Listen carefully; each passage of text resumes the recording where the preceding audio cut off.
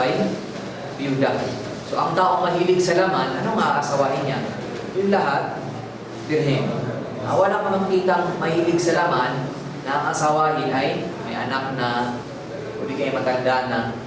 Diba? Si Khadija, ang radhiyallahu anha, ang kanyang pinakaunang asawa, pinangasawa siya ng propeta. Ang ilan ng propeta ay 25. 40 At ang babae ay 40. Diba? So saan ka makakita ng ganong mahilig sa laman na aasawa ng 4 na punaang edad?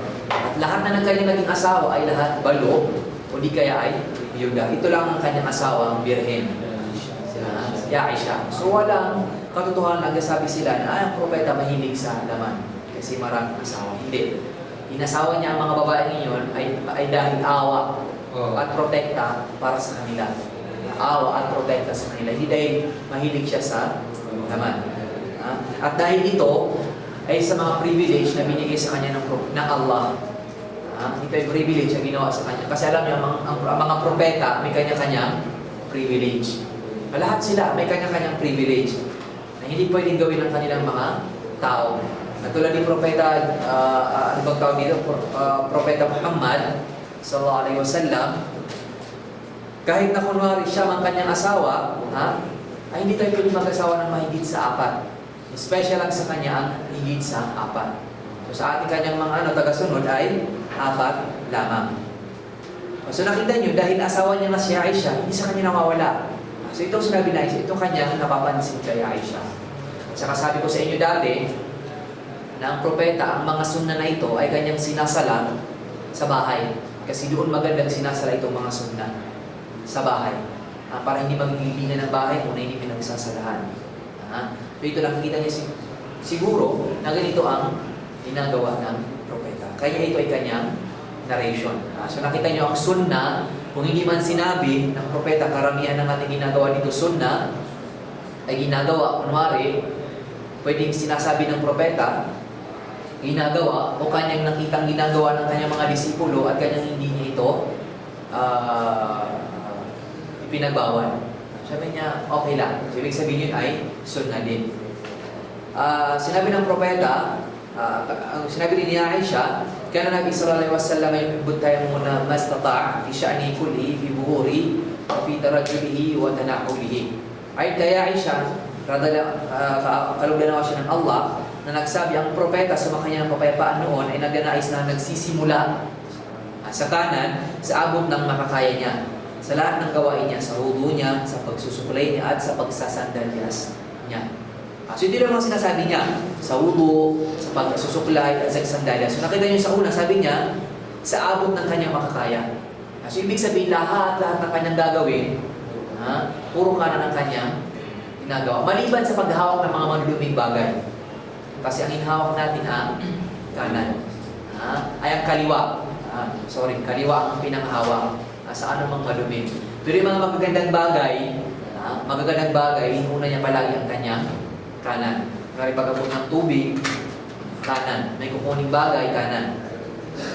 So lahat ito ay pangkanan. Kaya ang propeta, pag pumapasok ng masjid, ang inuna niya ang kanyang kanan. Pag lumalabas, kaliwa. Sa banyo, ang inuna niya ay ang kaliwa. At pag lumalabas siya, kanan ang inuna. Sa pagdadamit, inuna niya ang kanan. Sa paliligo, inuna niya ang kanan. So nakita niyo, ito yung mga ginagawa niya parati. Kaya di ba, si Musa, nakita ng isang hindi, kumakain sa kaliwa, umiinom sa kaliwa, pinigilan. Diba? So makukuha din natin bukas ata, o sa pang-araw, kung bakit bawal ang pagkain sa kaliwa. Kasi ang sinabi ng propeta, ay ang syaitan, ang satanas ay kumakain sa kaliwa. Sa kaliwa. Kasi dito nangagaling ang blessing sa kanan. Sa kanan. Minsan may nagsabi sa akin, hindi ko kayang kumain sa kanan. Kasi ang lakas ko, kaliwete. Pag sumusulat, kaliwete, lahat-lahat. Sabi ko, hindi ko alam. Hindi ko sabihin sinungaling, o wala akong sabihin na gano'n. Pero ako, 2 kapatid, lalaki at babae, mga kuya at ate ko, mga kaliwete. Diba? Pero pag kumakain sila, kanan. Ha? Kasi nakita nyo, walang mahirap sa inuutos ng Islam. Walang mahirap. Walang mahirap sa inuutos ng Islam. Maaring sa una, nahihirapan ka. Kasi lahat naman talaga ng bagay, pag bago sa'yo, mahirap. Ha? Kahit napakatanda mo na, alam mo na lahat, pero pag may isang bagay na hindi mo alam, sa umpisa, hindi mo alam. Diba? So, gano'n lang siguro. Hindi ibig sabihin na ito ay talagang mahirap. Mahirap lang siya kasi bago ka doon. So, kailangan mong sanayin. Kailangan mong sanayin, insyaAllah. At sabi na sa Tagalog, nasa Diyos ang awa, nasa tao ang gawa. Gawin mo at darating ang awa sa iyo ng Allah at ikaw ay kanyang tutulungan. Pero pag sulat, sila ay kalibete. Walang problema doon. Anong gagawin natin? Sulat siya sa kanan. Pero yung mga sa pagkain, pag-inom, hanggang maaari, kanan. أنا عائشة قالت كان النبي صلى الله عليه وسلم يذكر الله على كل أحيانه. Ito rin ay narration ng kanyang asawa. Ayon kay Aisha, nagsasabi ng propeta noon ay maalala kay Allah sa lahat ng mga sandali. Kahit anong gagawin mo, as long as kaya mo, hindi mo nakakalimutan, alalahanin mo ang Allah. Alalahanin mo ang Allah. Pag may gagawin ka, Bismillah, kain ka, Bismillah, pagkatapos mo kumain, Alhamdulillah. Yung mga ganun, lahat, para at least, lahat ng ginagawa mo, may blessing ng Allah. Kasi ang mga ginagawa na may blessing ng Allah, ang ganda ng simula. Nagiging madali para sa iyo ang iyong mga ginagawa. Kaya naman, pag hindi mo ginawa, pag hindi mo naalala ang Allah, mahirap. Katulad ko kunwari, pag ako'y natutulog, isang oras, wala pa rin tulog, isip ko, wala. Katulad dito ngayon, di ba? Wala tayong tulog kasi 12 natatapos ang trabaho. Kayo 1, di ba? Kaya anong oras natatapos? Oo. Salamat warahmatullahi wabarakatuh. Pero 30, di ba? So, di ba, sana, pag papasok, pag-iga ka na ng kwarto mo, tulog ka na alatol. Pero nakita mo, hindi pa rin. So, nasasabi ko, bakit kaya mahirap dumating ang tulog? So, ma-remember ko, hindi ko pala naalala ang Allah. Hindi ko pala naalala ang Allah. So, magsisimula na ako, babasahin yung mga makakaya kong basahin na alalahanin ng Allah. Lalo na yung pinakahuling salita mo na La ilaha illallah. Kasi baka hindi ka na magising, at least yung pinakalas mong nasabi ay ang pag-aalaala sa Allah subhanahu wa ta'ala. Kaya mapapansin nyo lahat, pag nahirapan kayo, maisip mo, hindi ko naalala ang Allah. Pero pag madali, insyaAllah, naalala mo ang Allah. An Aisha anha Nabi sallallahu alaihi wasallam qala rakatan al-fajr khairu min ad-dunya wa ma fiha. Kaya ito ang dahilan, kaya iniiwan. Ang sinabi ni Aisha ay sa propeta sa kanya ng kapayapaan na nagsabi, ang dalawang rak'a na sala sa sunna sa madaling araw ay higit na mainam kaysa sa mundo at anumang nasa loob nito. Ay higit sa madaling araw sa Fajr. Kaya hindi iniiwan ito ng propeta. Kasi ito yung napakahalaga. Pati sa paglalakbay, sa paglalakbay, ang propeta hindi niya iniiwan itong sunna na dalawang rak'a before ang sunna na to bago ang Fajr. Yung 4 bago ang Duhur, iniiwan niya yun. Yung sa Maghrib after, iniiwan niya yun, katulad kanina. Yung Isha after, iniiwan niya yun. Maliban sa dalawang rak'a ng Fajr. Kasi hindi niya ito iniiwan. So isipin mo, mainam kaysa mundo at sa anong napapaloob dito. So isipin mo kunwari, sa buong buhay mo, na nagsasala ka ng dalawang rak'a bago ang Fajr. So isipin mo, pinaka-minimum tanggapin sa'yo ng Allah isa. So napakalaki naman sa araw ng paghuhukom. Pag tinimbang yung mga kabutihan at kasamaan, pag nilagay ang mundo, at ang napapaloob dito, ay bigat. So yun yung dapat nating siguro na makapagsala tayo ng Fajr, raka'an ng Fajr bago ang Fajr. Pero may tanong dito, kunwari, hindi mo naabutan. Kasi kung nakapunta ka ng masjid, nagsala na sila. So ang gagawin mo, after mo magsala ng Fajr, after nung tatayo ka, isasala mo yung dalawang raka'ah. Maliwanag yun? Kung may mga kasama, jama'a, Yung ibig sabihin ng jama'a, grupo. So pag sinabi ang jama'a sa sala, ibig sabihin grupo ng mga nagsasala. Pag may kasama ka, may naabutan ka, kunwari, isasala mo ang fajr, ang dalawang raka na ito, after. Pero kunwari ikaw lang, isala mo muna yung sunnah, tapos yung obligatory. Kasi hindi pwedeng mauna yung obligatory tapos sunnah. Pero kunwari, yun nga, dumali ka sa masjid, nakatayo na sila, sasama ka sa kanila, pagkatapos magsala ka ng dalawang raka at makuha mo na insyaallah ang gantimpalang ito, insyaallah subhanahu wa ta'ala. So nakita ninyo, ito ay sunnah lamang. Diba sunnah? Tapos ang gantimpala ay mas mainam sa mundo at napapaloob dito. Nakita niyo yung mundo. Tapos dinugtungan ng propeta at kung anong napapaloob dito. Hindi niya lang sinabi ng mundo. Diba? Kasi baka mundo, tapos alisin lahat ang nasa mundo. Mga mundo lang, tapos walang laman. Walang dagat, walang mundo, wala. Parang ito, laman lang pero walang tubig. So sinabi ng propeta, mundo at napapaloob dito. Yun ay sunnah. Kapag iniwan mo, walang problema. Diba? Ano pa kaya yung fajr na dalawang raka na obligatory? Diba? Kapag iniwan mo, may kasalanan ka. Diba? So nakita mo sa Islam, kadalasan binabanggit ang mga gantimpala ng sunnah. Gantimpala ng sunnah. Katulad ng pag-aayuno, sabi ng propeta, sino mo mag-aayuno ng isang araw? Isang araw para sa landas ng Allah. Ibig sabihin, ginusto mo na mag-ayuno para sa Allah, ay ilalayo ka ng Allah ng 70 taon mula sa impyerno. 70 years. Ang ibig sabihin, kung maglalakad ka ng 70 years, ilang distansya yung 70 years na yun? Ang layo. Ang layo, 70 years sa lakarin mo. Diba? Ang layo. Yun yung ibig sabihin ng propeta na kapag nag-ayuno ka ng isang beses, para lang sa kanya, ilalayo ka ng Allah mula sa impyerno ng 70 years. So, napakalayo nun. Diba? Napakalayo. Diba? So, yun yung nakita nyo, sunnah lang yun, sunnah. Na kapag hindi ka mag-ayun, wala kang kasalanan. Ano pa kaya ang Ramadan? Na nag-ayuno ka ng 30 days. Baka ilang libong layo ang layo mo sa impyerno. So, pag malayo ka sa impyerno, saan ka malapit? Sa langit. Sa paraiso. Kasi A, B. Wala nang C, wala nang D. A, B. Pag walang A, doon ka sa B. Pag wala ka sa B, wala sa A. Hindi katulad ng mga Muslim, may paniniwala sila na may pagitan daw ang langit at impyerno. Purgatorio. Kaya kapag hindi ka daw tinanggap sa langit at hindi ka tinanggap sa impyerno, doon ka daw sa purgatorio. So dito, totoo.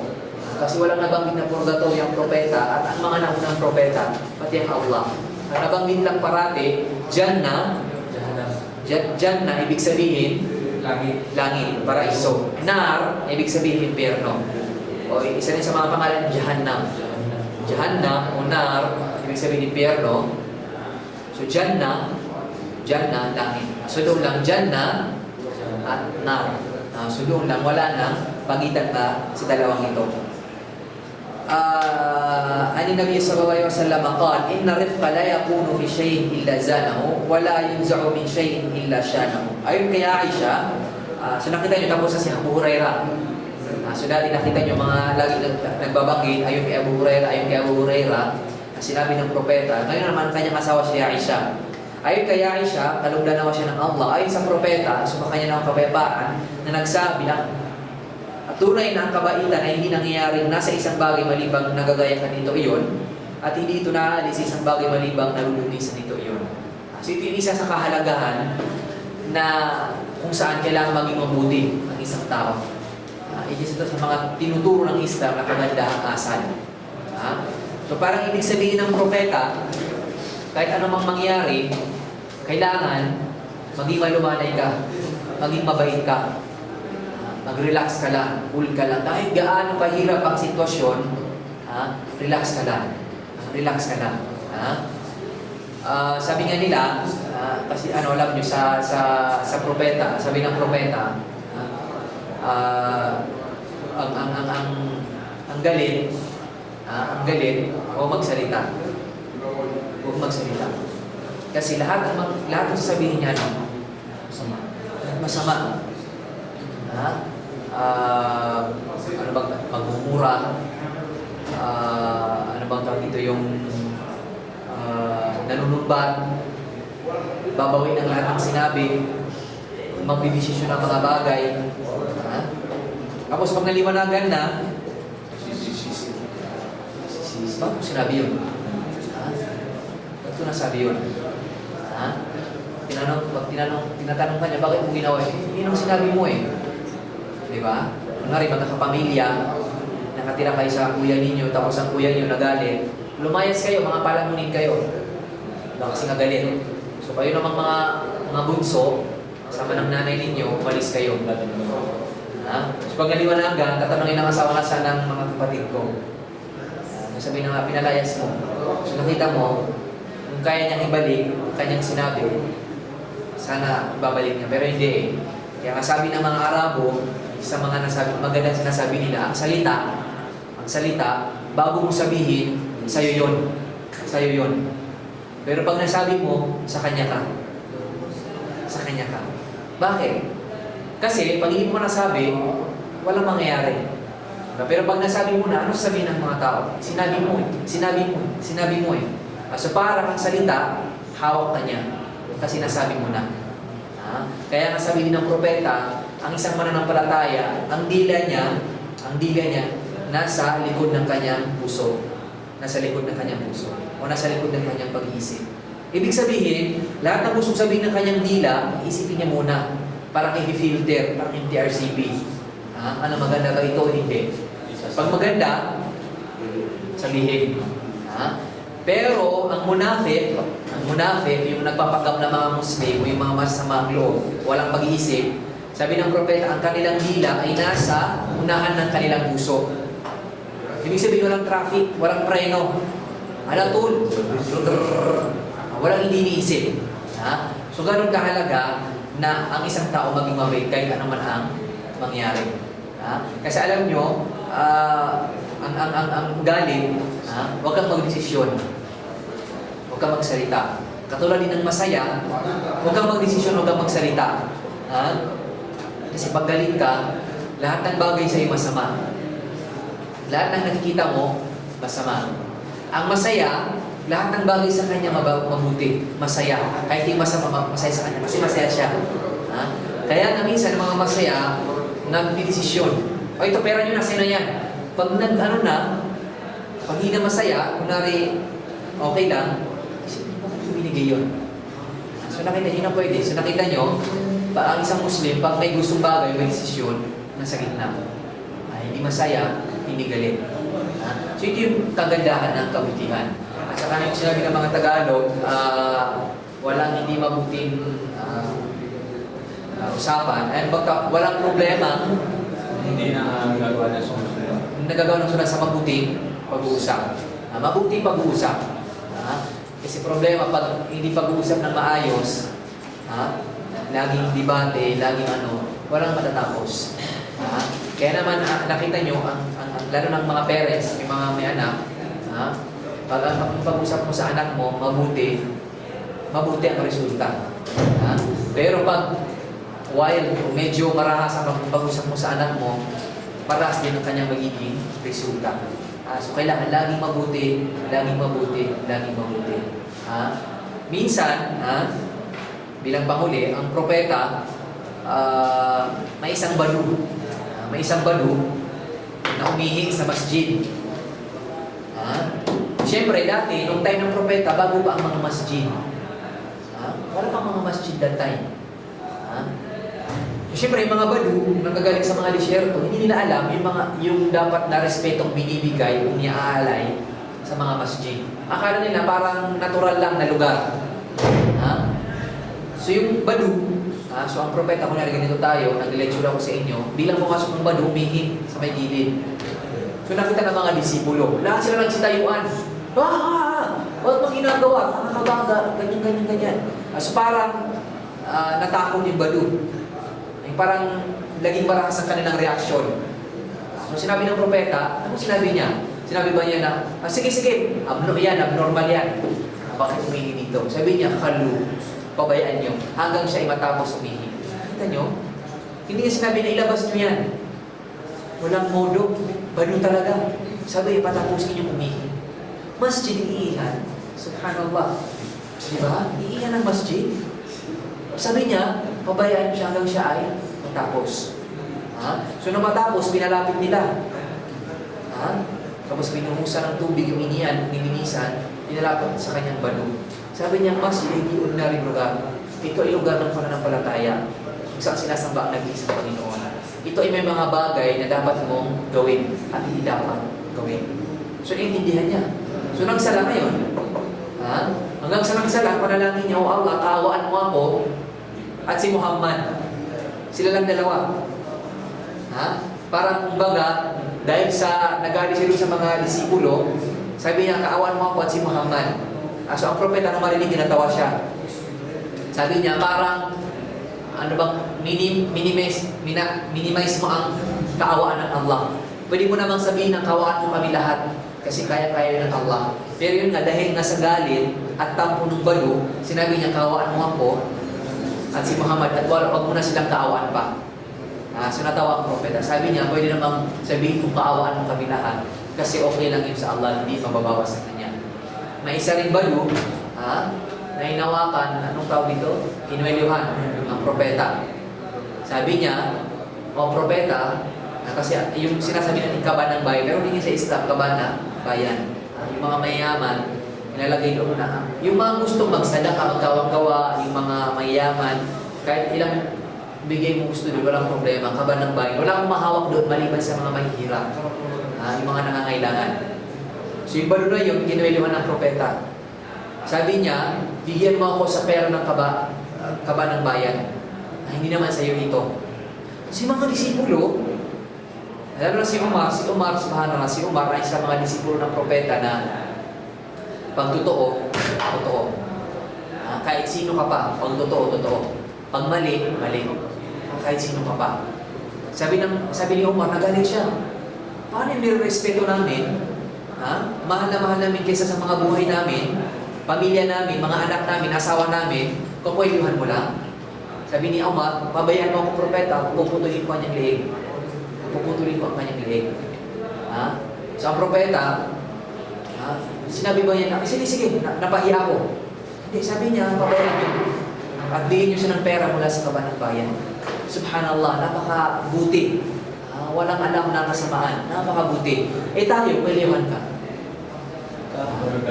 Talagang magkakamatayan. Diba? Kahit napaka 6-footer ka ba, kahit ganito lang ako kaliit, magkakamatayan na.